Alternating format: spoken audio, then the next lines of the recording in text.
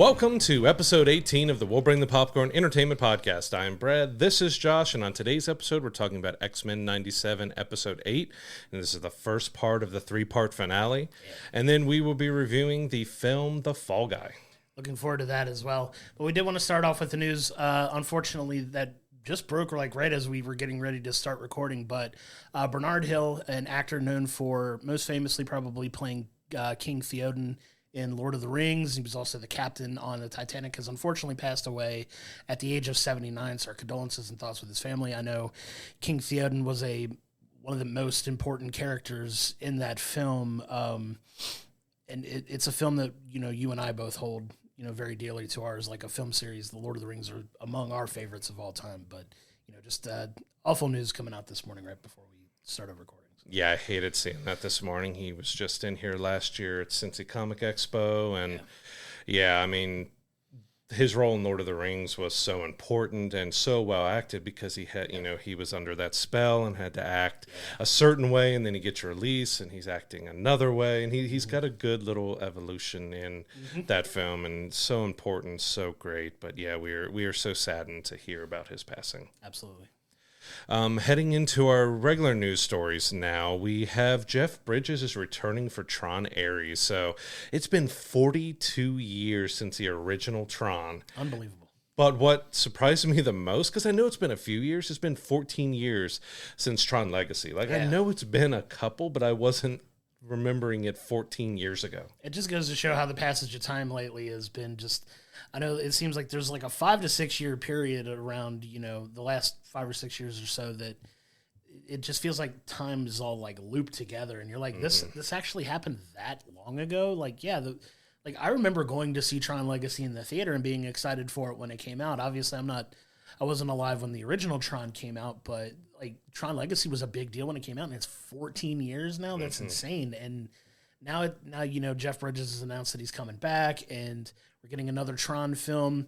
The advancements in technology from just the previous film to now is going to be insane. I'm excited to see what they do for this film and just the visual spectacle that it's going to be. Yeah, especially when it comes to, in Tron Legacy, Jeff Bridges was used as a younger version of himself within there, and it looked okay. But yeah, 14 years from now, what we've seen Marvel and other people do with de-aging tech and all that, we don't exactly know what his role and part's going to be, but I love that he's coming back to this franchise that he's been a part of for 42 years. Yeah, and there's still not a lot of information about what the film's going to be about, what the plot of the film is, but the fact that he signed on to do it, I'm excited for it. I love the Tron films. The Tron films are a lot of fun. We've got some awesome rides for it at amusement parks now for it as well, and just seeing that story continue is very exciting. Like you said, that's one of those types of films that can take advantage of the technology at the time and really kind of show off things that we're capable of doing. And I'm excited to see what they put together for it. Oh yeah, it should hopefully with that advancement in technology look really stunning. Agreed. And we'll keep our eyes on that as it gets developed a little further and we get to see what they're actually going to do with it, who all's going to be a part of it. It's exciting stuff. But moving on to our next story, we have Lin-Manuel Miranda is writing the film score for the live-action Mufasa Lion King film, which just dropped a trailer this week. It looks fantastic visually, but it's exciting to see him, put the music to the film for this. So, the Lion King is known for iconic music scores, like the Elton John songs that were in that film were amazing. Just an incredible music score, but the fact that he's attached to it, it's pretty exciting too. Oh yeah, I mean, he is the guy right now if you want something musically, because what he did with Moana, that we're still singing the songs from that in our household. Hamilton, just everything he's been a part of has been just insanely good. So to have him be part of this prequel is really interesting, and should be fun to see what kind of songs he comes up with. Yeah, and it's just with the trailer dropping this week, you get your first look at what it's going to look like, and visually it looks absolutely incredible. I know I'm excited to see that. Lion King's probably top 3 animated film all time for me. It's so good. It's still good to this day. The music is amazing. You still go in and sing all the songs and, get all the feelings from the movie, the tragedy, the happiness. Like it takes you on a roller coaster. So I'm excited to see what you know, this prequel live action type film is going to look like and what kind of story they tell. But visually, it looks amazing. Yeah, my youngest daughter is obsessed with The Lion King. She always has to have her Simba and her baby Simba that we got at Disney World. Everywhere she goes, it's got to be with her. She absolutely loves The Lion King. So I showed her the trailer, and she, when's it coming out? Like, she was so excited to see it. But again, awesome. You also don't know what to expect with it, because we know the original animated, and of course when they redid it for the live action, since most of it's CGI, that it does have that deeper, darker, emotional stuff to it. So we don't know what, you know, this full story, because I know there's been like Lion King 2.5 and a few others, but I don't know what in this prequel that we've seen before from any of the other Lion Kings, or if this is something, you know, kind of completely new that we're gonna experience for the first time. I love it. I'm looking forward to this movie so much. It's gonna be a lot of fun when it comes out later this year for sure. So moving on over to Netflix, they're taking on Scooby-Doo now. So we have a live action Scooby-Doo series coming to Netflix. Greg Berlanti is producing it. You know, we had the live action films that were a little mixed on. They were fun for kids, but you know, those that grew up Scooby-Doo had kind of mixed results to it. But it's going to be interesting to see how they handle this, because they have done some more adult, I think it was the Velma series, a little more adult, very much so, Scooby-Doo.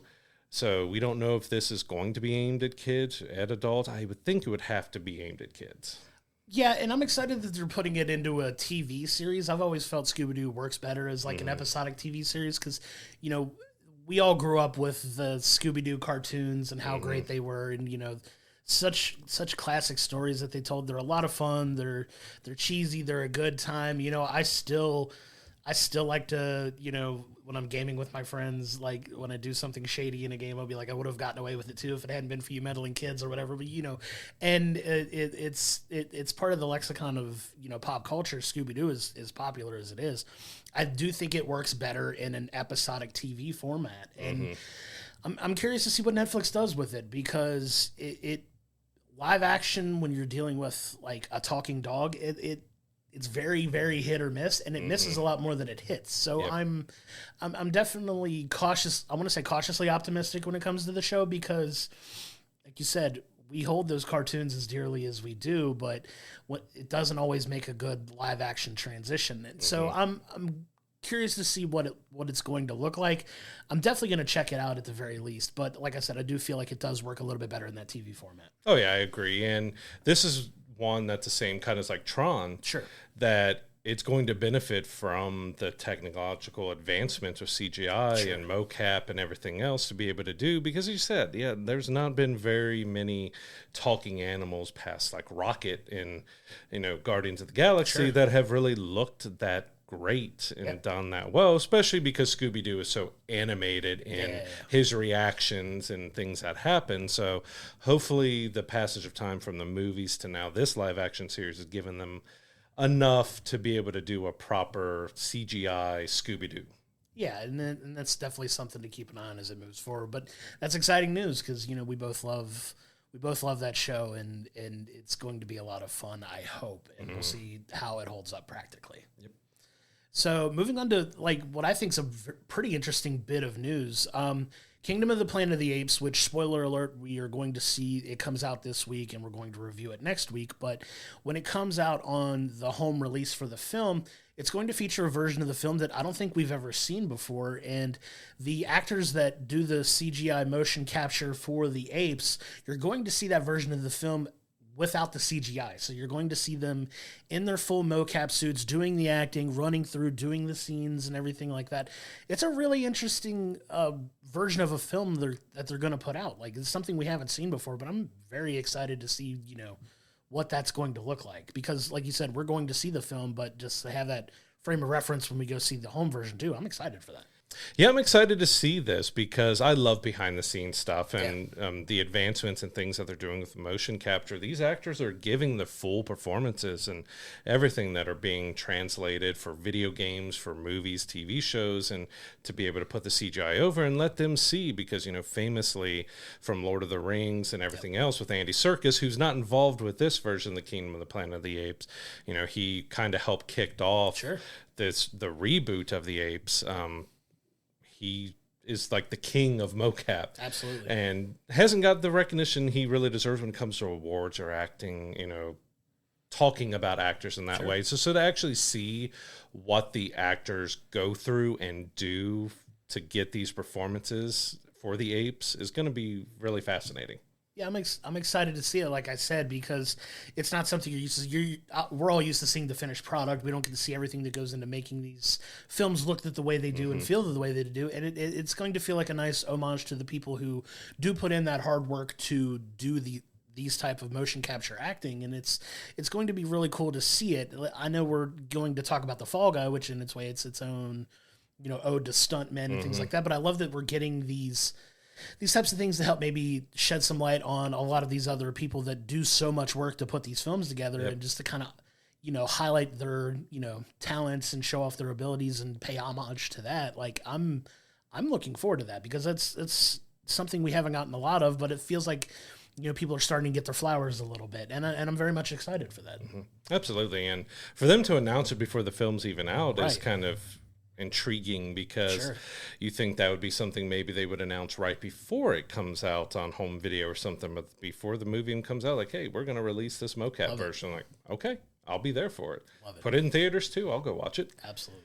Moving on to our next story. So Margot Robbie, we've been having so many stories about films and everything else that she's producing, and we were curious if we were going to see her starring any of them, and it looks like she might have her first one with Evangeline. So she's looking to star as the lead in Evangeline, another comic book property. She was, of course, Harley Quinn. Tony McNamara, who wrote Poor Things, is writing the script, and they're actually working with Warner Brothers right now. It's looking like a 7-figure deal to bring, that film underneath Warner Brothers. But yeah, as I mentioned, we were wondering how many of these she's going to star in, and she's picking up the, it's a little lesser known comic book story, but it's more than likely going to be a big comic book movie. Well, yeah, and, Margot Robbie's been a very busy woman, as we've talked about, which is fantastic. She's amazing, right? Everything she touches lately seems to do really, really well. And the fact that she's jumping back in front of the camera as well as doing the production work behind it, she's going to be very busy with this film as well. And I'm excited to see how it turns out, because if you know anything about a film, or those types of comic book stories that are a little more towards the adult side, if you want to look into that, feel free to do so. I'm curious to see how they present this character and how she presents this character, because, she's so entrenched. I think people have so much entrenchment for her for the Harley Quinn character as far as comic books go, and obviously with Barbie too. Like, we'll see how she can make this character come to life as well, and I'm excited to see it. Yeah, that's going to be a good lineup there of Harley Quinn, Barbie, and Evangeline, because they're all so vastly different from each other. But it shows a great range that she has as an actress to be able to take on all these different roles. And I look forward to seeing the movie. Like, I would think it'd have to be PG-13 to probably R. I'm thinking it's probably R for what I've looked at of the comics, that it's going to be something like Deadpool, that it's meant for the adult comic book lovers. Which I'm here for. You know what I mean? If they want to tell the authentic versions of these stories and they skew more towards the adult side, sure, I'm all for it. You know what I mean? If it makes sense, don't do it just to do it. But if the story makes sense to tell it this way, I'm all for it. Yep. So moving on to another story, we got Furiosa coming up this month, which we're both looking forward to. But George Miller, it appears, has already written the story for a follow-up, I want to say prequel to Mad Max Fury Road, but he's working on a new Mad Max film, which I think is set 1 year before that film. Yep. So another Mad Max story is in the works, and like I said, this is a film that Furiosa, at least, that you and I are both looking forward to seeing. Yeah, I can't wait to see what they did with Furiosa. I love Anya Taylor-Joy, and of course, got Chris Hemsworth, and George Miller has done an amazing job with the Mad Max series. Like, Fury Road was such a over-the-top, insane blast to have, and Furiosa is going to be the same. And now that he's doing another prequel that's after Furiosa, before Fury Road, I guess he really has a story that he loves that he's trying to tell, because you thought maybe, all right, he did a prequel, he's going to go past Fury Road and we're going to go somewhere else. But he might eventually. We're going back before Fury Road, but I'm all for it. These are the movies and theaters that we love to go to, that we can just go have loud, over-the-top, action-packed blast with in theaters that just make it so much fun. Yeah, George Miller is one of those is one of those people that when you go see one of his films, you know it's one of his films. He has such a unique way of presenting a type of film. It's shot a certain way, it looks a certain way, it has a certain aesthetic to it, and you can just tell it's a George Miller film. And I'm excited because these are really good stories that they tell. I haven't seen a Mad Max film so far that I haven't enjoyed. So the fact that he's doing another one and he's got a story in mind that he wants to tell, I'm excited to see where he takes it. Yep, absolutely ready for that. Give me all the Mad Max that we can get, because they've just been a blast. Moving on to Cobra Kai. So we finally got the announcement that season 6, which is the final season, is coming out. It's going to be 15 episodes, but it's kind of an interesting release to it because we're getting it in 3 parts. So part 1 is going to come out July 18th. Part 2 is November 28th, but part 3 is not till sometime in 2025. So you're looking 6 to 7 months in between the start of the final season to the very end, which is kind of interesting that they're spreading it out that far. Yeah, I'm curious to see why they wanted to do it this way. I know they've been doing that with some of their bigger properties lately. Like we talked before we started recording, the way they rolled out the last season of Stranger Things, it was all but a handful of episodes in one half and a handful of the rest of the half. And it's curious to see why they make that decision to do it that way. But Cobra Kai is a show that you and I are both, very big fans of. It's been so well done. The Karate Kid films were part of our childhood growing up. We both loved those, those series of films. Cobra Kai was something that we didn't know we would enjoy at the time, because it's had a little bit of a rocky road as far as like being put out. I think it was put behind the paywall of YouTube for the first, I want to say, season or 2. I forget how long it was on a premium YouTube site before it got moved to Netflix, and it's just exploded off of Netflix. Yep. And, each of these 5 seasons have all been fantastic. I've loved every season. It does feel like it's about time to wrap it up, because I think they've taken that story almost as far as they could take it, but it seems like they're going big for this final season, and I'm here for it. So I'm guessing it's going to be released in 5 episode increments maybe, or what have you. I'm curious to see how long the episodes are going to be. I'd love to see like hour-long episodes and things of that nature. But it's exciting. It's coming to an end, and I'm curious to see how they end the series. Yeah, I'm wondering too now if there is a tie-in with the new Karate Kid movie that they're doing, because Ralph Macchio and Jackie Chan are returning to that, but those were never really connected. Right. That was supposed to come out later this year. It's now delayed until 2025. So maybe those last 5 episodes have a tie-in to the movie to bring us, maybe we see Jackie Chan appear. Or that's what I'm trying to think of why they would take it so long. And after we get this announcement after they announce the delay of the movie, maybe there's that tie-in that they want to bring it all together of how, Ralph Macchio goes from Cobra Kai back into some situation with the film. So that's kind of where I'm leaning, that this is why we have a to be determined date of 2025 for the last 5 episodes. Yeah, and like I said, we're excited to see how they wrap this up. We've loved this show.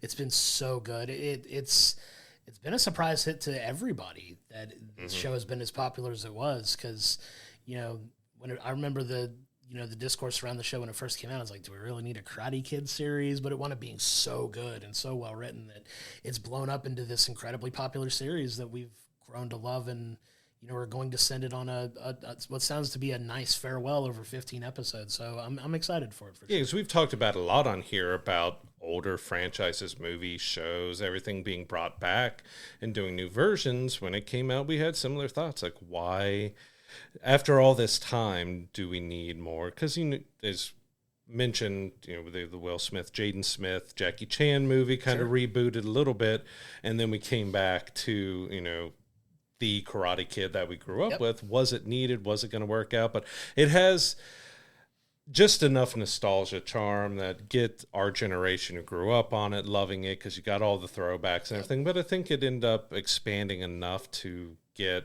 the new generation involved with it. And so this was kind of the one that we can look at, or a few, Top Gun Maverick, that it was worth revisiting this franchise after so long. Yeah, So we've covered quite a bit of nostalgia already. I want to move to another topic that's big on nostalgia for you and I growing up was He-Man and the Masters of the Universe. And now it sounds like director Travis Knight is working on a live-action Masters of the Universe film that's going to come out in 2026. So looks like we're going back to the live-action He-Man story, and I think a lot of that has to do with the success of the recent Kevin Smith Netflix Masters of the Universe animated series that's come out and has been pretty popular. But I mean, immediately your mind, when you hear these things, your mind goes to like fantasy casting, who they're going to be, and I don't know, who would you want to see play a new He-Man? I have a hard time seeing anybody but Alan Ritchson be it, because I mean, the guy, especially if you've seen Ungentlemanly Warfare, of where his bulk is at right now, like, he's He-Man. He can act. He's got the charm. He can do the humor, and he can do the darker stuff too. But because as he's shown from Reacher, and from the comic books, like physically, he's He-Man. Like, I don't know who else you could look at other than The Rock or even Henry Cavill if he's bulking up. But I think even Alan has like 3 inches or so on Henry Cavill. So like, immediately he was a first person. Like, if you want someone who can act and has the bulk and can do action, like, he's your man for He-Man. Yeah, you say that, and it was the first name that came to my mind too, because it's like, who could you realistically put in here that could have the acting chops to make it good, right? And Alan Ritchson was the first name that came to my mind as well. I think he's a perfect fit for it. We don't know yet who's going to be cast for it, obviously, so we'll keep an eye on that to see who plays it. But yeah, more nostalgia kicks coming for us in the form of a live-action He-Man film. Yeah, because we had the Masters of the Universe done in the 90s, which had Dolph Lundgren as He-Man in it. That was silly, goofy, not the greatest movie. It's still kind of a guilty pleasure that I'll go back and watch every now and then, not just because it's a great film, but it's just so silly to see, and seeing Dolph Lundgren being He-Man is kind of a blast with it. Like, it's so over the top and ridiculous, and I think it was one of the first films I ever saw Courtney Cox in. Yeah, I think so. So. So yeah, I'm looking forward to it, but they could surprise me and go with someone other than Alan Ritchson, but especially with star power, and now his star power is growing. Like, absolutely. I don't know who else you could go for him. And of course you're going to have maybe another actor, smaller, younger actor playing Prince Adam, depending on the method they go, because with the Dolph Lundgren run, we didn't really get the duality between Prince Adam and, He-Man. Well, while we're on my mind immediately goes back to the original Captain America movie and how they CGI'd smaller Chris Evans as Steve Rogers before you got to see the real, Chris Evans bulked up as Captain America. My mind immediately goes to that and how comically funny it would be for Alan Ritchson to get the same treatment and have him just be like this little petite Prince Adam, and then like. I mean, they could. That would be funny. It would just look absolutely ridiculous, but I'd be here for it just to see it. It would also make his actual physique look even more ridiculous if they did that, because it kind of did with Chris Evans. Like, he got bulked big time for that, but having his CGI skinny to the actual physical that he went, like, it caught you off guard. Yeah, but hopefully it's good. You're looking at something that's high fantasy action, over the top. Could be a lot of fun if they get it right. And he did Bumblebee and everything, that he can handle action. So it should be fun, and we're looking forward to seeing what that looks like in 2026. Absolutely. Moving on to another film, we had it announced that Kristen Stewart is kind of returning to vampires. Of course, we know her biggest with the Twilight series came out, but this is going to be a much darker, more adult take. Joining her will be Oscar Isaac. It's this was the description of it as it was announced. It's a hedonistic vampire thriller called Flesh of the Gods from director, I'm going to butcher it, Panos Cosmatos, who did Mandy, which Mandy was a crazy film too. Yeah. The film is set in 1980s LA, so being this kind of crazy adult period piece. I hate calling 80s a period piece because that's when I was born, but I mean, makes me feel old. I mean, it wasn't last week, buddy. It was like it's been a while since the 80s now. Trust me, we get reminded of it every single day. But no, this sounds like a lot of fun potentially. So you throw it in the 80s in LA.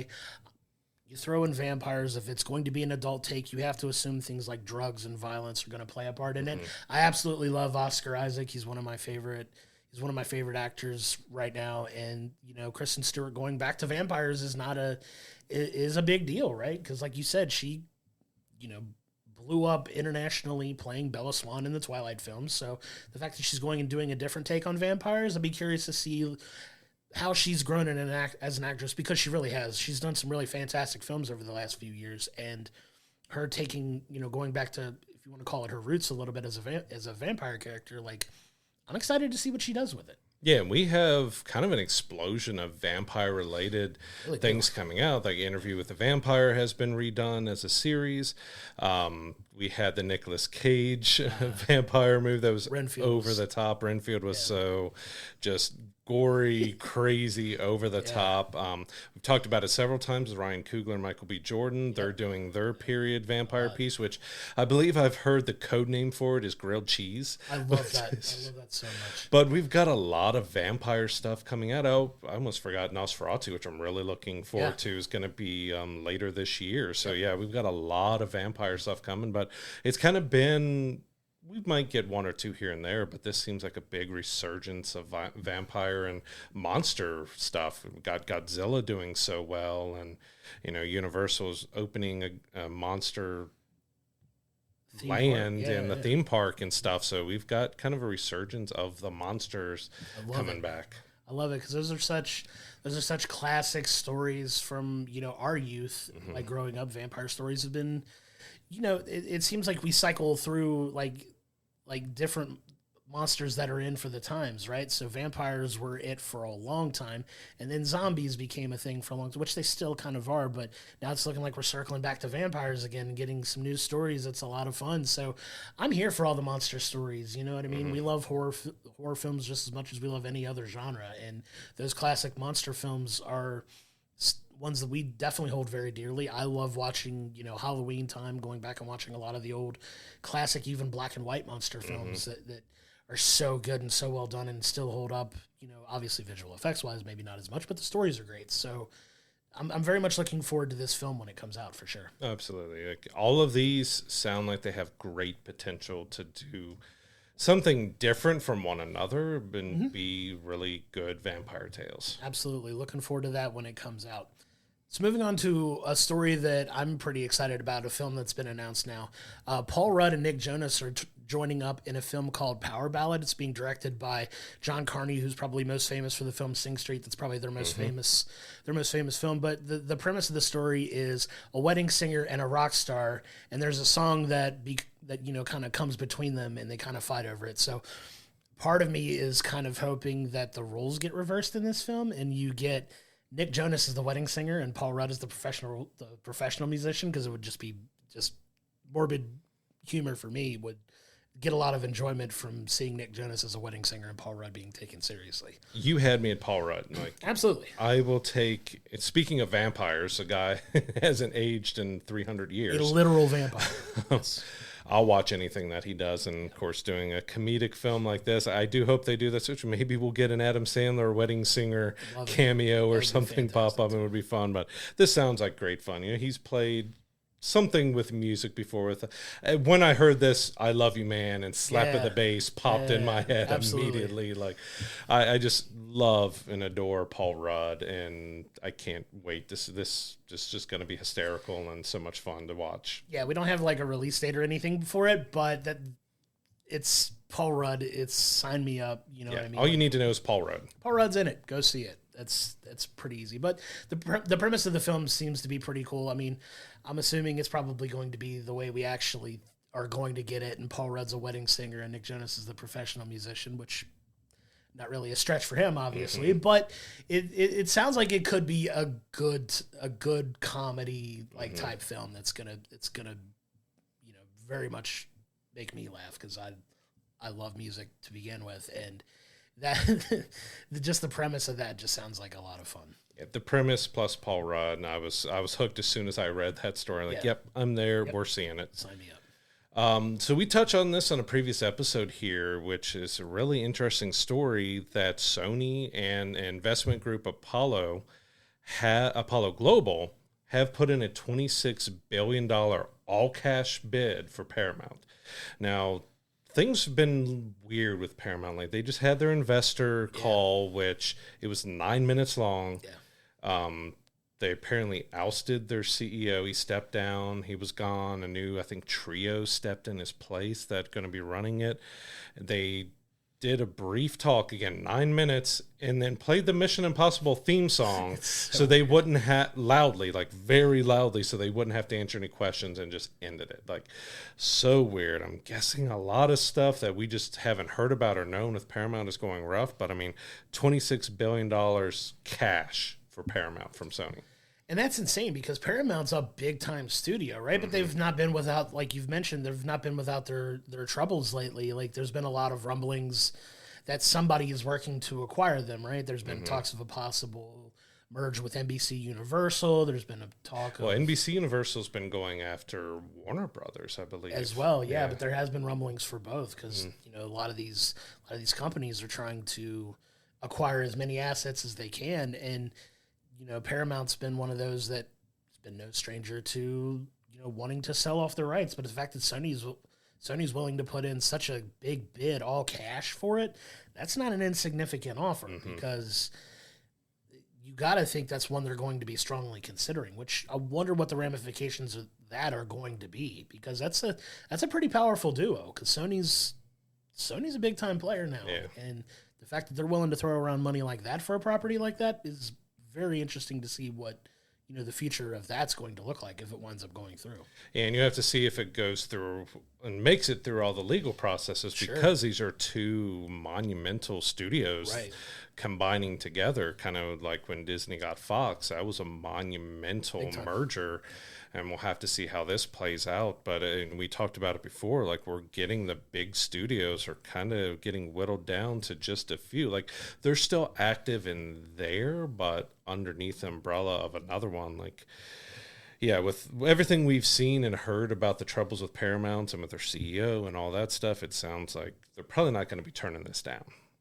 Yeah, and we'll be curious to see what that means for, you know, obviously Paramount Plus is a popular, you know, streaming service as well. What that means for us as consumers, what that's going to look like for us is, you know, yet to be determined, but it's definitely something we have to keep an eye on because it's a big momentum shift for the industry if those two wind up combining forces. Absolutely. Sure. But moving on to another story coming out of the MCU this week, not a ton of MCU news this week, but we did get a little bit of a tidbit of information from Giancarlo Esposito, who has announced that he is going to be playing a role in the MCU, but it's not necessarily one that people have theorized. I know one of the more popular ones is he's going to be a variant of Charles Xavier or something when they finally do the X-Men. Doesn't sound like that's going to be the case because it sounds like it's going to be something new that nobody's talked about. But, you know, with Marvel and everything else, they don't like to show their hands too early. So if he's saying it's something original and new, maybe it's a little bit of just stop thinking of me as Professor X and then he's Professor X. Could be. That's what you got to think of. What are they casting for right now? Is Fantastic Four, maybe Spider-Man 4, and then X-Men coming pretty close after that. So that we're aware of, Yeah, that we're aware of in the projects, maybe even Blade, but Blade, you know, going back to vampires, that's something else that's coming out if we ever see it. Like, we love Blade, but this has been such a troubled production. Could he be joining Blade? Could he be joining the X-Men?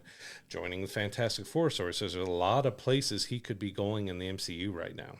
Yeah, and it sounds like it's TBD, right? So I guess we'll have to wait and see what he winds up doing. We love Giancarlo Esposito. I know, obviously, most people know him as Gus Fring in Breaking Bad, if you don't know who he was. But fantastic actor. He's been in a lot of different stuff. My favorite thing about Giancarlo Esposito, for whatever reason, is if you go to meet Giancarlo Esposito at like a convention or something, and that he does a ton of these, but he's super personable before you take a photo, and then when you take a photo, stone face. It's so funny seeing so many different people's photos of him online that he just goes like complete Gus Fring like. Yeah, because he's known for being a villain. We don't know if he's been cast as a villain or if he's going to be, you know, a good guy. But yeah, to see that change in him, that he can go so quickly to fantastic, because he knows that's what the fans want. They want the mean, evil, bad guy when they take the picture with him. But yeah, he said there's so many great videos of how personable he is to fans, which is great to see. And, loved him in The Mandalorian and what they're doing there. And I'm assuming we're going to be seeing him pop back up with, maybe the Mandalorian movie or whatever's happening with the next season, if that's still happening. But I love to see him being in the MCU. Like, he's one that we've kind of heard talk and rumblings about for a while, that fans have been wanting him in the MCU for a long time. But who he ends up being, that's going to be really interesting. If he is Professor X, all for it. Like, it's going to be hard to see him not be a villain, but, it's not going to take that long to adapt to him being a good guy. Yeah, so we'll just have to wait and see, and the jury's still out, and I'm excited to see what he winds up doing, because I love him as an actor, and I think he's got a lot to bring with whatever he gets signed on to do. Yep. In some other casting news here, we got a movie called Sacrifice. This movie is following a failing movie star who tries to get back in the spotlight at a charity gala, but gets upstaged and kidnapped by radical warriors. So it's a weird premise. By that premise, it sounds like it's going to be a fun, maybe more comedic action movie, but it has a stacked cast. Absolutely. You've got Chris Evans, Anya Taylor-Joy, Salma Hayek, and Brendan Fraser have all joined the cast. Even if I didn't know the premise, from seeing that cast alone, I would be there. Yeah, sign me up. They're all fantastic. I've loved the career resurgence that Brendan Fraser has had over the last few years with, Doom Patrol and The Whale, and him winning an Oscar for that. Amazing. And just the fact that he's, getting these types of roles again. The premise of the film sounds like it was written by like an AI prompt. It's like, write about a film starring these guys, and it's like, okay, like the first half of that premise that you mentioned sounded great. Like, he's trying to get, a failed actor trying to get back into the spotlight, and then you take a hard right at abducted by radical warriors. Like, what the heck does that even mean? It's like radical warriors. I'm like, I think an AI bot might have written the premise for this film. I can't hear radical without going back to the original live action Teenage Mutant Ninja Turtles movie. So but the premise sounds silly, but I mean, you got a stacked cast that they're going to give everything they can to that. And as you mentioned, Brendan is the guy has the entire internet behind him with this resurgence, so we know everything that he's gone through in his life and everything else, and anything he does, which is the good part that you can see of the internet, anything that's posted about Brendan, all the comments, all the reactions, everything. Like, I'm so happy for him. I'm so glad for him. So, I want to see his name keep popping up in a ton of stuff for years to come. I'm having a hard time putting, my mind goes to different places when you I'm sorry to keep going back to the premise of the film, because I love Brendan Fraser as well. He's absolutely amazing. Seems like one of the most genuinely nice guys in Hollywood that everybody seems to be rooting for. And if you go back and see his Oscar acceptance speech, phenomenal, fantastic. You just see that whole room just so overjoyed to see him get that moment, and just how everybody reacted to that. I'll always remember that's top 10 Oscar speech all time for me. But just the way my mind goes on this premise is you just go to this charity event and you see somebody getting is ninjas attacking this guy. Ninjas popped in my mind. If it wasn't written by I'm sorry to crap on this film before even seeing anything about it, but it's just based off this premise that we're getting. It's like, okay, you cut to this charity gala. Is it Brendan Fraser getting abducted? Because I don't buy Chris Evans getting abducted here, but it could be. But it's like you're at this charity gala, everybody's having a good time. Glass windows break, and here come the ninjas to capture this guy for whatever reason. But I don't know. I'm going off on a bit of a tangent, but my mind's going to so many different places. I mean, we've had some crazy premises that have turned out to be really great movies and some fun movies. So, I'm looking forward to see what they end up doing with this, because, that cast mixed with that premise okay, let's see what happens here. I love it, though. But like you said, casting alone, sign me up. I'm going to see it. It sounds like a lot of fun, and we'll see what it actually looks like when they start filming it and we get the trailer and everything like that. So I'm very much looking forward to that. Making a little bit of a left turn away from that to another property that you and I both love is Robin Hood, right? So there's been so many different fantastic Robin Hood films, both comedy-wise and action-wise and drama-wise, that we both love over the years. And it sounds like we're getting a new film around Robin Hood, basically, called The Death of Robin Hood, which is going to be starring Jodie Comer and Hugh Jackman, who is going to be playing the role of Robin Hood now, which is very interesting. But it sounds like he's going to be somebody that's, being held captive, he's badly injured, and reflecting on his life. It sounds like it's going to be another darker version of this character. So I'm excited to see what that looks like for sure. I mean, Hugh Jackman is Robin Hood. You got Nausea being, a British lore character, which sure. I can't talk too much since I love Robin Hood, Prince of Thieves, even though Kevin Costner couldn't hold an accent at all throughout that movie. That's a guilty pleasure of mine. Like, it's got some rough parts, but I mean, you got Kevin Costner and Alan Rickman and everything together. Like, it was just too good. And Robin Hood Men in Tights. So give me anything Robin Hood. I really enjoy medieval when it comes to Robin Hood or King Arthur or something like that. Absolutely. Even though they've been done so many different times, I will still find myself going back. And yeah, Jodie Comer, I would think that she's playing Maid Marian, but the premise kind of is around the mysterious woman is holding him captive. So maybe it's a darker twist on Maid Marian that she is holding Robin captive, and it's not exactly the love story that we normally get between them, but she's trying to make him atone and repent for the stuff he's done. Maybe he's not the great good guy that we've seen, but it's two great actors taking on a darker take on Robin Hood. Absolutely will be there for it. Yeah, I mean, Robin Hood as a character is obviously his mantra is, rob from the rich and give to the poor, right? So that's kind of the whole mantra that Robin Hood lives by. Maybe it's the wealthy capturing him and making him atone for what he's done. Mm-hmm. We'll see. But yeah, I'm excited for that too, because Hugh Jackman's another one of those guys that you see his name pop up on something, I'm going to give it a watch, right? Mm-hmm. So he's absolutely fantastic as an actor. Be curious to see his take. I can't not imagine him as Wolverine now, so seeing him in Robin Hood, it's going to cause me to rewire my brain a little bit, but he's amazing, and I'm very much looking forward to that too. Yeah. So we wanted to end our news today talking about a pretty interesting article that, or magazine cover that Chris Hemsworth did, I believe it was for Variety, where he kind of talked about his time with Marvel, mainly about Thor Love and Thunder. So he kind of came out and bared it all, talking about how he felt like they didn't stick the landing with Thor Love and Thunder, that he got caught up in the improv, the wackiness, and kind of became a parody of himself, parody of Thor. Like, he wasn't happy with it, even going on to say, I think we owe fans another film. Like, this could also be, we heard Taika Waititi would not be returning to do any more Thor. That maybe now we know that might have been part of Chris, because he wants to kind of do something different with Thor, wants to take it in a different direction than the kind of last two. Like, I enjoyed the last two that went a little bit more comedic and over the top. I do feel Thor Love and Thunder could have been probably more dark and dramatic, because you were dealing with the cancer storyline with Jane, and you had Gore the Butcher, which is a very dark character, and they kept it even more over the top. Like, I feel like you could have had a bigger emotional impact and have more layers to Thor throughout that, with him dealing with, Jane going through that. I didn't think it was terrible, but that was also, I think, the biggest we've ever seen Chris Hemsworth, because he was getting ready to do a Hulk Hogan biopic as well, which I think that's kind of in limbo. But the stuff he has put himself through to be Thor, to the physicality and everything else, like we talked about it last with Tom Holland and everything else, like these guys put themselves through so much and don't always have a say in what happens with the characters that they're portraying for so long.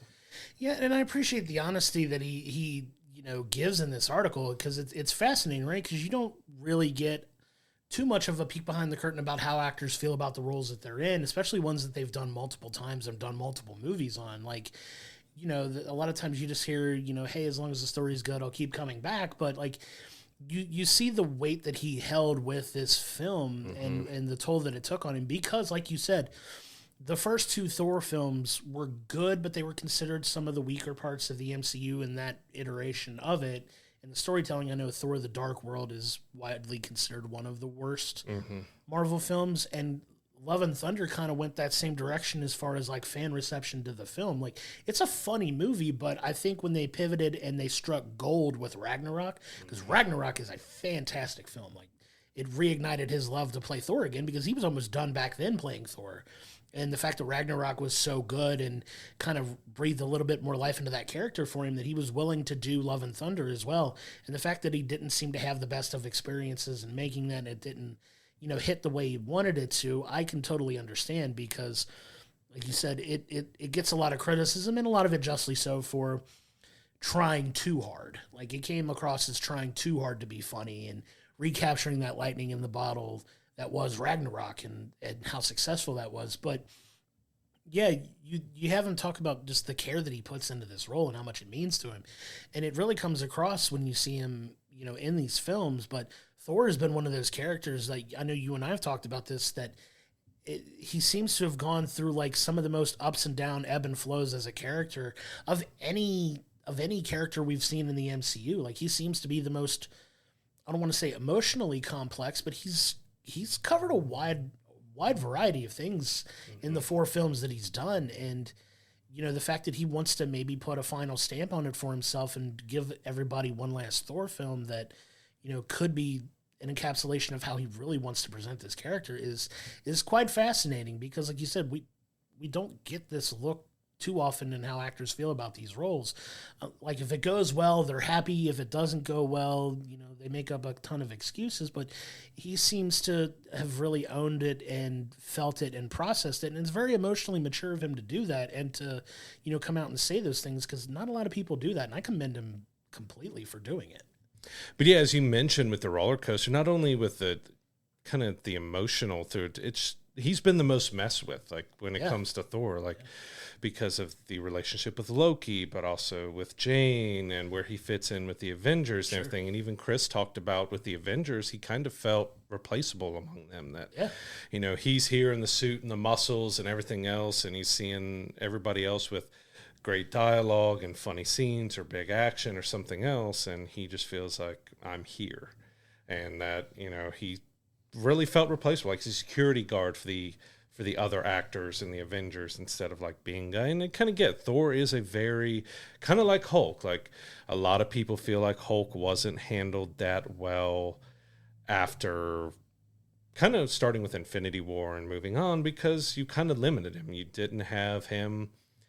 You had Bruce Banner. You didn't really have Hulk a lot. Right. They didn't feel like they knew what to do, and kind of felt like they didn't know what to do with Thor at times as well, because he is so overpowered. I mean, it worked for Endgame and Infinity War for the big action sequences with him, but it kind of gets lost because he is a god and he is so powerful. Like, they have to try to limit him in some way, but it does feel like Chris felt that limitation on himself as an actor and for the character that he's really enjoyed and loved doing. But the changes and roller coasters he's been on, as you mentioned, he wanted to kind of stop earlier until like Ragnarok got him feeling better about himself and the character. But then at the same time, Love and Thunder took him back out of like, what were we doing with that? Like, but it was really enlightening to see someone open up that honestly about it, especially I think we already have Thor 5 has been discussed that it's going to be in production. So he's already kind of signed on for it to be this honest and open about his experience with Thor. It's really nice to see that he's being open with everybody like that. Yeah, and that's definitely, because I know you and I are both like mental health advocates, big time, like not holding things in and speaking on your experiences and, processing emotions and feeling things like that. And the fact that he's come up and done this so publicly is, I can't applaud him enough. It really makes you want to root for the guy to be successful, because everything we've seen about Chris Hemsworth is like, he's another one of those guys that he just seems like the most genuinely nice guy that nobody has anything negative to say about him. Like, there's, he has all these amazing personable interactions with people when you see him on the street, and he's just this amazingly lovable guy. And like, those are the types of people that you want to see be successful and root for and hope they succeed and hope they get to do all the things that fulfill them creatively and, just live the absolute best life that they can. And I hope that kind of encourages more people to kind of come out and start speaking openly about these things. And and it doesn't hurt their careers, and it doesn't, have any negative effects on that, because it is important to do. It is important to talk about your experiences. Absolutely. And, bust down a lot of that stigma that we're not allowed to talk publicly about things. And, I couldn't be more prouder of him for doing that. Yeah, and I do hope for him, for his mental and everything else, and just feeling good about what he's done as Thor, that he gets to do maybe one more final proper Thor that he gets to have. We have Tom Holland said he's on the creative process for Spider-Man 4. I hope he gets to be a part of that creative process for Thor 5 and gets to do a movie that he feels really good about, because there is a lot of weight that gets put on these actors when it comes to especially comic book properties, Star Wars. We've seen what's happened with Daisy Ridley and, John Boyega, all the feedback and everything that's happened from that. Like, in the end, like, they're playing characters. They're doing what's written. They're doing what they're directed to do, and people are giving them hate or talking bad about them, and that can really affect mental and health. And it's like same thing as we had with Ahmed Best with Jar Jar Binks, which he's finally starting to get his recognition that he did what he was paid to do, what he was told to do. Like, everyone has mixed feelings on Jar Jar, but you can't have people attacking them because they did what was written for them, what was directed for them. And that's kind of what Chris did here. Like, we don't know how much, leeway he was given to help with the building of the dialogue or the story or something for the character. They're doing what's put out in front of them. And we mentioned here that I love that he's spoken out, not negatively about anybody or anything else, except he just doesn't feel like he did right, and that he's carrying that kind of burden with him over a character that he plays. And I do hope, as I mentioned, and I'll wrap up with that he gets to finish it how he feels he needs to finish the character. Absolutely. And that's a great way of punctuating. And I'd also like to finish by saying, please don't hold anything in. If you need to talk to somebody, if it's professionally, if it's personal, if you have someone in your life that you can bounce these things off of, can't encourage that enough, because, life is already hard. And I'm not going to sit here and preach too long about it, but don't hold things in. Talk through them, process your emotions. It's okay to feel things, and it's okay to process and understand those feelings. And, it's all in. Hopefully, if you need the help, you get the help that you need to, like you said, understand and process those thoughts and feelings and emotions, and it helps makes you become a better person, and you can live life happier. Absolutely. At the end of the day, that's what it's all about for us. Take care of your mental health, your physical health, your mental health. All of it's wrapped up around each other. We all struggle with different things. Just don't be afraid to reach out to somebody when you're feeling that you need to talk. Yeah, absolutely. So, moving on now to our television review of the week, we have episode 8 of X-Men 97. It is part 1 of a 3-part finale. The first episode, Tolerance's Extinction, part 1. So we're getting towards the end now. We're getting to the end of this first season of a show that we're having so much fun with, but it's a continuation now. We're getting linear in our storytelling. We're not jumping around in time periods. We're dealing with the fallout of what happened in the previous episodes. So it appears that the events of the attack on Genosha are permanent. We're getting a lot of confirmation on that. We get a little bit of a backstory in this episode on, Bastion, who is the big bad that we're working to finish the season with. It's a lot. There was a lot of things that they were setting up in this episode that have me really looking forward to the next 2 parts and how this season's going to wrap up. Yeah, because we don't really still know what's going to happen. Like, we got a lot laid out in front of us, but it's still like,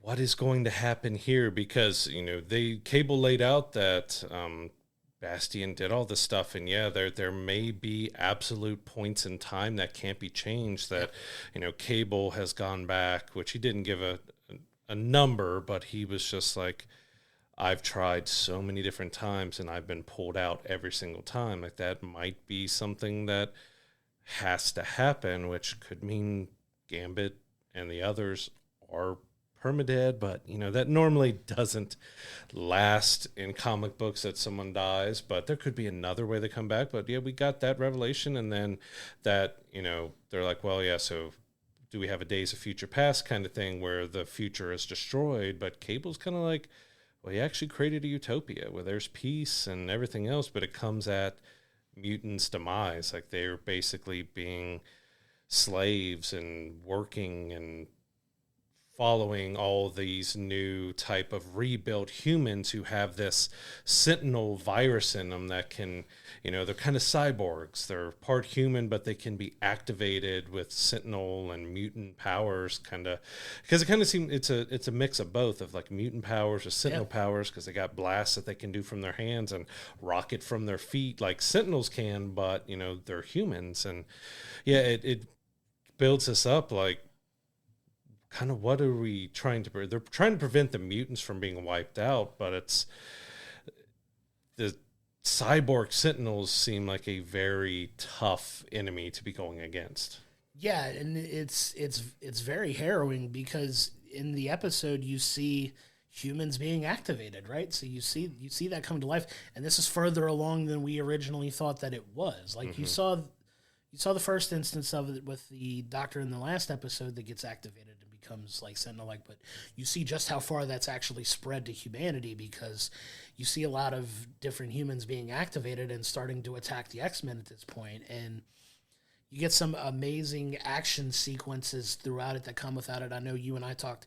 One of the things we wanted to highlight was the amazing job the animators did on the Nightcrawler, like teleporting. Oh, that was amazing. Like as he's going about and doing his thing, it's just visually so stunning. Like it speaks to how well this has been put together, and it's building up to it. It's building up to a crazy conclusion because you get not only like the advancements of the story, we get a lot of really cool cameos as well. Yeah, because we learn who all Bastian has been working with, who's behind it. So we have Operation Zero Tolerance that's being done.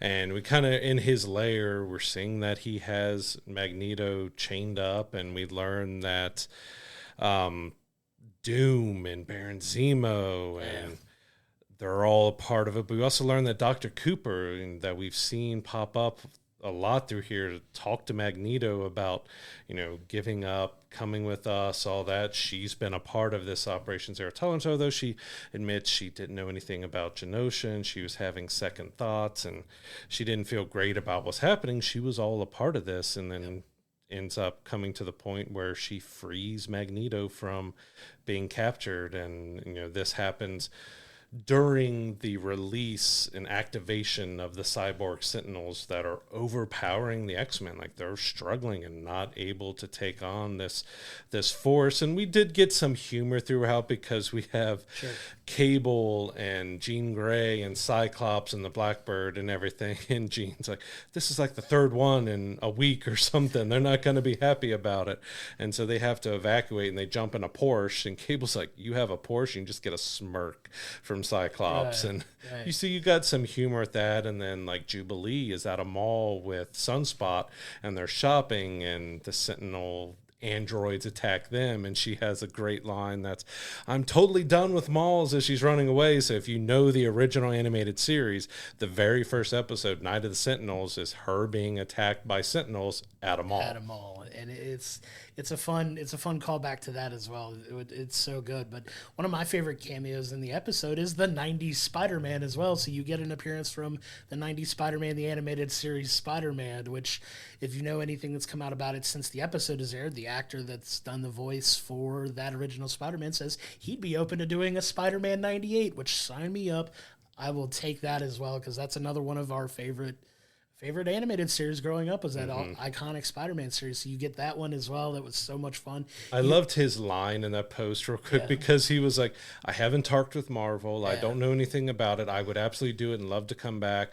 Hopefully, maybe I'll get a call and I'll sign an NDA and I'll go suspiciously quiet and you'll know what it means. Like, I just love that bit of humor he threw. I love that he's manifesting it, but like, because we're doing it now, right? Like we're getting these throwbacks. Give me that animated continuation as well. I'm here for it. But yeah, we get some other like really cool, like really quick cameos too, because Silver Samurai makes an appearance, and Omega Red, who is a very powerful mutant, also makes an appearance there. And like you see all these things coming together, and it's building towards this amazing fight that's going to happen, and it leads to a very memeable, I don't want to say memeable, but you see, if you've followed anything on the show online since the episode has aired, the line from the takeaway line from the episode is Magneto was right? So Magneto all this time is saying, mutants have to really fight harder for themselves and not be as diplomatic with humans, because at the end of the day, he feels that humans will never accept mutants. And everything that we're seeing up to this point is proving that Magneto is right. Like, they're trying to do things the right way, and that's still not enough. And you get this really powerful, like you said, Magneto gets released and he just goes on and he's like, done. Enough is enough. Like, EMP'd the planet. Yeah. Like, EMP's the entire planet, which is insane. And then by the end of the episode, you finally get the arrival on Earth of Professor Xavier. He finally shows up. He shows up in his plane. He's coming to save it, and you get the famous Charles Xavier line to end the episode where he's telepathic. You see him speaking, and all of the characters. Like, it's really cool. I'm getting a little bit of goosebumps because it's one of my favorite things ever. To me, my X-Men. You get the "To me, my X-Men" line, and it's like, all right, now we're ready to go. Like, I'm excited to see where they go in these last 2 episodes because it's been so much fun. I mean, it's such a well-told story. Like, you're getting everybody finally congregating again, and it's going to be this amazing battle, and just curious to see what they do. I don't know why it popped up in my mind right now, going back to Nightcrawler and Wolverine, because we've got a great action sequence with them working together, and Wolverine getting lifted in the sky and then like tornadoing down with his claws. Like, he's kind of, we know with the original animated series, he was kind of the main star. Like, he was what it was all about. In 97, they've kind of put him towards the back a little bit more because some people might be getting a little tired of Wolverine. I will always love him, but you got a great sequence of that. But I loved another line in there that Wolverine makes a joke about. They were saying he's outnumbered, and he said these 6 are not. And then, you know, Nightcrawler being German, he's got swords and everything with his tail in his hands. Like, no, 9. I'm like, the goofy silliness of that line, like, it just had me laughing. It keeps a lot of that original X-Men the animated series charm, and it's such a well told story so far. It's cohesive. It makes sense. It's a really well done story for animation. Right, a lot of times we don't get a lot of this depth, and we're getting a ton of depth in these things, and it's building to just what I can imagine is going to be an absolutely insane last 2 episodes. Yeah, I feel part 1 here has done a great job of kind of setting us up for that end game. We got the full backstory of Bastion, just how strong his hold is on everything. Like, he's got Doom working for him. He's got a lot of people with Sinister working as well, and he's got a lot underneath him, and just seeing how widespread the Cyborg Sentinels are. Like, we're in for potentially crazy last 2 episodes, and I'm all for it. Like, it's been a great series so far. It's been great to revisit, to have back, but they've done such a great job of paying homage to the original series, doing right by the comic books, and also kind of doing their own thing. And this first part was great. Cannot wait for parts 2 and 3. Absolutely. So that's X-Men 97. Episodes 1 through 8 are out right now on Disney Plus. We cannot recommend enough if you check it out if you haven't checked it out so far. Yep. We checked out The Fall Guy for our film review this week, and I'm sure everyone's seen it. It's Emily Blunt, Ryan Gosling. Ryan Gosling is playing a stunt actor who ends up having a terrible injury that takes him away from that world for a while, and he gets called back because the guy that he normally is the stuntman for has gone missing, and the producer is trying to get him to not only help with the movie, but also to help find him. But there's some nefarious stuff behind that as well. Absolutely. And, you know, this is loosely based on the Fall Guy series with Lee Majors back in the past, which are some fun nods to that, which I don't want to give too much away. Sure. Sound effects, maybe. But I really had a fun time with this movie. Like, it really did a good job of showing what it takes to get a movie made, especially a big stunt-heavy movie. I felt like it paid such great respect to stuntmen and their craft and what they do. You also got some emotional stuff about, you know, Ryan revealing just what it has a toll on his body as a stuntman and stuff. And his chemistry with Emily Blunt also helped carry this movie really well. I don't think if they didn't have the chemistry together that they have, that it may not have been as fun, because they really helped push that movie over the edge. Yeah, and the dialogue between them two is very well written. It's not terribly complex, but it works. It works within the framework of the story as well. They're both 2 fantastic actors as well. Like you said, it does pay an incredible homage to the work that stuntmen go through to put a film like this together. They're definitely one of the many unsung heroes of the film industry. Just everything they have to put their body through. And you get a very meta take on that in this film, because you get to see a lot of the practical, like, shot after shot after shot sometimes that you have to do to get, you know, this film to look the way that it does.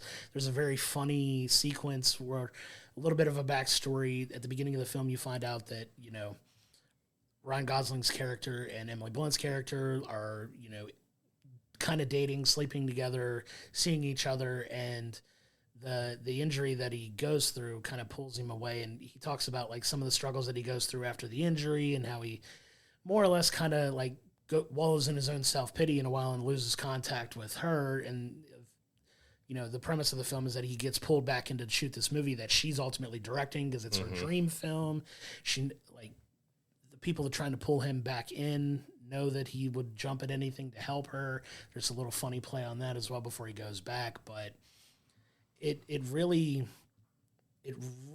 goes through a lot of the things these guys have to go through to shoot these scenes. Like I said, there's a funny scene where he goes back and they reconnect, and she's still very much mad at him, and there's a sequence where he has to be lit on fire and blown into a rock, like an explosion sequence, and he has to do it over and over and over. Did you see there's a little stutter? Oh, I think you tracked wrong. She like, puts let's him do it through again. it. But it's a funny take on a very real thing that happens to these actors, that a lot of times you have to set yourself on fire sometimes, or you have to go through these explosion shots where you get thrown into something, or you have to jump off something, or you have to, I'm minimalizing it a little bit, but there's just so much practical things that they have to do to make look real.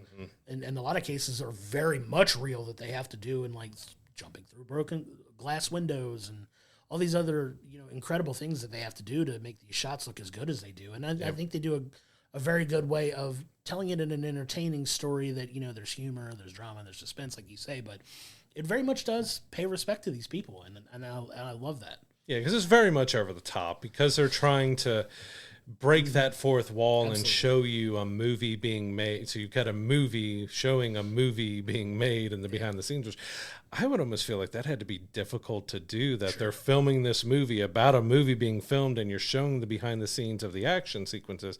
But you also know that Ryan had a stunt double that was doing a lot of the stunt doubling that he was doing. So that whole line of stuff, that had to be very difficult to do at times. And yeah, it was like her movie is a kind of over the top. It's her dream role, like big sci-fi that's supposed to be like Dune-ish, like mega sci-fi, but it was silly and over the top, and we got some great cameos and other things that happened in it as well. But it works because of them blending that fourth wall break of showing you how the action sequences are done at some parts, and then doing, kind of showing you every type of action sequence you could kind of do in a movie, because we've got being thrown through glass and car chases and helicopter air stuff and just jumping off of a lot of things, and gunplay and swordplay, and like kind of gave you a whole portfolio of stunt work in this movie. And in the end, it was such a fun movie to watch, and it kind of is a great date night movie too, because me and my wife went together, which we have to joke about that, we sometimes won't see these movies together, that me and my wife will get a time to not have the kids and go see a movie. So, we were trying to figure out what days we're going, and we ended up going, and, me and my wife are here, and then Josh is like 5 seats away. We didn't plan it that way. We didn't like excluding him or anything. It was just like, oh, we ended up showing up to the same showing anyways. Yeah, because I'd bought my tickets to this movie like 3 weeks before you did, I think, or a couple weeks at least, and that was the time that I picked, the seat that I picked, and come to find out, like the week we go to see the film, you're like, oh, we decided to go see this movie. This is the time and date that we're going. I'm like, that's literally the same time that I picked, and you're sitting like 5 seats away from me, which is hilarious, but it worked out. It was a lot of fun. We had a good time at the film. But I also wanted to kind of show some love to a few of the other, because it is obviously Emily Blunt and Ryan Gosling are two of the top stars of the film, but it's very much a stacked cast with a couple other extra people. You got Winston Duke, who plays the stunt coordinator director that's good friends with Ryan Gosling as well, that has some really cool scenes that he does in the film as well. You have Hannah Waddingham, who we are big fans of Ted Lasso. She plays the boss in Ted Lasso. Fantastic actress. She does a great job as well playing the lead actor that Ryan Gosling's doing the stunts for, who is also played by Aaron Taylor Johnson, who plays this, I want to say stereotypical leading man in Hollywood, doesn't do his own stunts, but has a complex about it, and is kind of a jerk. And I won't give too much of the plot away, but like they also have really good performances in this film as well. Hannah Waddingham in particular, like she's just amazing. I I love her. I mean, she was in Game of Thrones as the memorable the Shame Nun and everything, and the waterboarding, which she even said she's had some residual issues since that doing that scene. She's always fantastic. She was just amazing in Ted Lasso, and she got to play a more conniving producer type of role and get to see her kind of chew the scenes that she's in as this kind of more villainous character, I would say, without giving too much away, but it kind of seen in there that it also paints as, you know, Aaron Taylor Johnson is the typical lead actor. She's the typical bad Hollywood producer agent. Yeah. So, yeah, they were fantastic. Everyone did such a good job in it. The action sequences were fantastic. Of course, the director of the film used to be a stuntman, so it's also a love letter from him to all the stunt people. And I really want to make sure people know to stay for the credits. There is an in-credit scene that is so good. A fun little scene. So good. But in between the end of the film and that end credit scene is the actual stunts that they did. So you get to see the stunt people who did the stunts for the Fall Guy get some limelight there at the end. And I thought that was really great, as they're already paying respect to what they do and shining a light what they do with the film, but to actually have a lot of footage in the credits of them doing their work and getting to see the light on fire scene and what it takes with all that petroleum jelly rubbed all over them, and get to see what actually takes place with even seeing what Ryan did, because there were some sequences that, he actually did do that. Yeah. So, but it was such a fun film, great date night movie. Again, it pays such respect for stunt actors that do deserve to have their own award sections. Like their 100%. Category for stunt work needs to happen at the Oscars. For other awards, they literally put their lives on the line to do these movies. And if they do their job right, and it's kind of mentioned in the film too, if they do their job right, you don't even know they exist. Right. And they deserve more recognition. And this film pays great respect to them while also entertaining you. I mean, they have an Oscar for practically everything else that goes into making a film. I don't understand why they don't either. I'm gonna stop before I go on a long tangent about it anyway. No, go ahead. No, I'm not going to do that. But yeah, they absolutely deserve their own award, because it is such a crucial part. I mean, you have visual effects Oscars, you have wardrobe, you have literally everything else except a lot of people doing what, in all honesty, is one of the more physical parts of making a film. Literally. And especially these big action sequences, comic book movies, action films, they are a majority of the movie. Yeah. They're there for the explosions. They're there for the fight sequences. They're like in John Wick and in the comic book movies, all those would be without the stunt people, you wouldn't have a movie. Right. And it's more than overdue that these guys get the love that they get in this film. And I know when we went and saw it, there was a nice message from the director and Ryan Gosling before the film that was kind of a humorous, setting the tone for the film, but also like, hey, this is what we're doing. This is why we're doing it. Thank you for, supporting this film as well. And, just a really cool homage to some really hardworking people. And I do want to touch on the promotion of the film leading up to it from the premiere week and everything, because like Ryan Gosling went on, I think it was Jimmy Kimmel, or was it The Tonight Show? It was he went on one of the late night talk shows, and he does a fight sequence with, stunt actors and smashing vases and fights and attack. And then you come to the premiere, one of the premieres, which he dressed up as the Saturday Night Live skit with Beavis and Butthead and was going through all that, but they had fights. And like one of my favorites was, it was all stunt people, but it was the Fall Guys logo, and there was like a window in between, and they come crashing through the window, and they're just fighting over the top, and they're breaking off pieces of the Fall Guys word mark, and they're hitting each other with it. And like they just went all out for everything. And again, showing love and respect to those actors, because they got to do these sequences and at the premiere in front of people, because it takes so much time and dedication, because they have to be precise to not hurt someone or kill somebody. Yeah. Everything has to be reviewed and gone over meticulously. And to see them doing great stunts live there, because there was even another one with Ryan.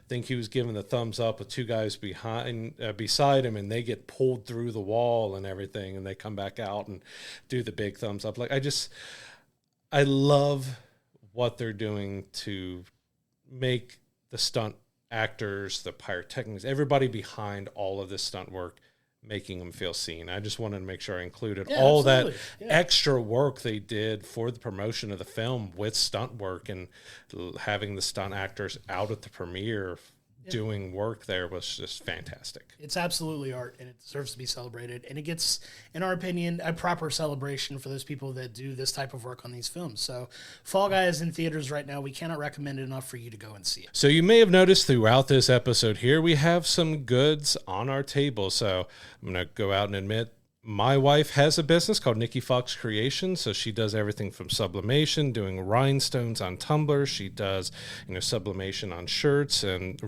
resin with, these are 4-leaf clover earrings that our youngest daughter actually has found.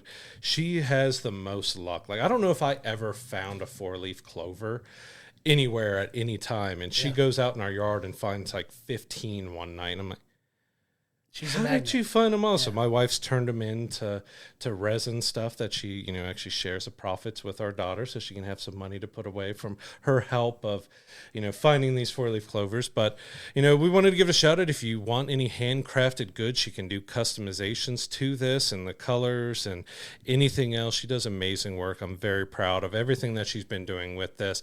You can find her at NikkiFoxCreations.com. That's NIKKIFOXX creations.com. Follow her on her socials, put in an order, give some love over to her, and let her know that we sent you over. And if you like anything that you see here, go order it. So if you're a company local to the Cincinnati area and you want us to show off your products as well, even if you're not local and you want to send us something, work out something that we can put your product out here on the podcast, we'd love to talk to you. Head over to wbtp.link. Check out our Work With Us link. Yep. You can contact us. You can also reach out to us directly at business@wbtp.link.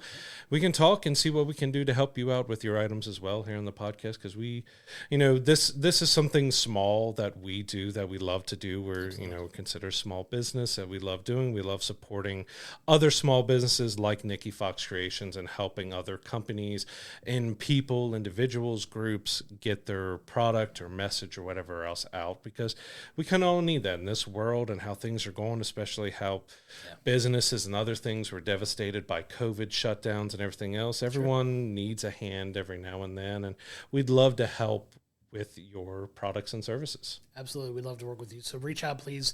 Like he said, go to wellbringthepopcorn.com, check out our Work With You section, and send us, anything you've got, and we'd love to work with you.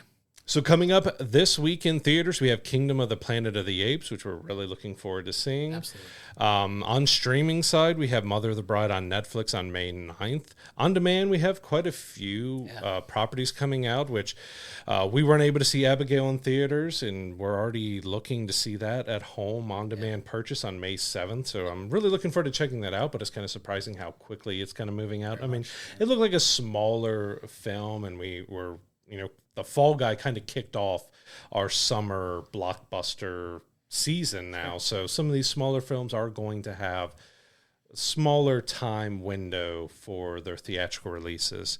Also out on May 7th is Founders Day, another horror film that we haven't seen a whole lot about since it came out, kind of just did its thing, coming out on digital now.